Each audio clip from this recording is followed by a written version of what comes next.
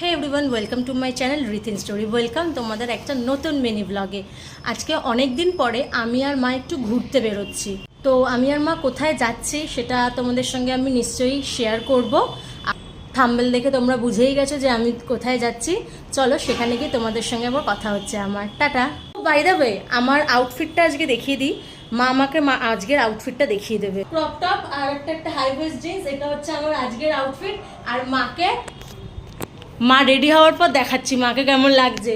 বাইরে গিয়ে তারপর তোমাদের সাথে কথা।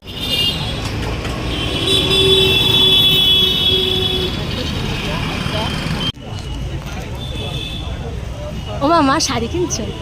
আমাকে একটা শাড়ি কিনে দাও। ও সরি, তখন বলতে ভুলে গেছিলাম, আমার মাসিও এসছে আজকে। দাঁড়া, এই যে এটা হাই করো মানে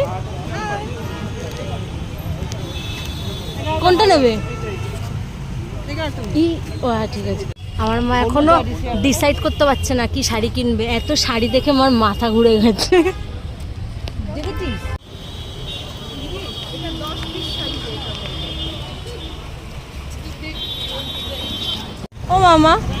ও মা, তুমি তো কিনলে, আমাকেও একটা শাড়ি কিনে দাও।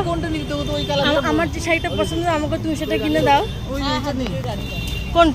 কোনটা নিবি তুমি? তো এই জাস্ট বাড়িতে আসলাম, এখন প্রায় 10টা বাজতে যায়। তো তোমরাই দেখলে আমি মা আর আমার মাসি গেছিলাম তিনজনে মিলে। মাসিরটা আমি জানতাম না, শিওর ছিলাম না যে মাসি যাবে কি যাবে না। যাই হোক, এই 2 ব্যাগ জিনিস কিনেছি গিফট পারপাসেরই দেওয়ার। তো কী কী কিনেছি সেগুলো তোমাদের সঙ্গে আমি পরের দিন ব্লগে শেয়ার করব। মিনিমাম সচরাচর যে দোকান থেকে শাড়ি কিনি আমরা সেই দোকানেই গেছিলাম আজকে।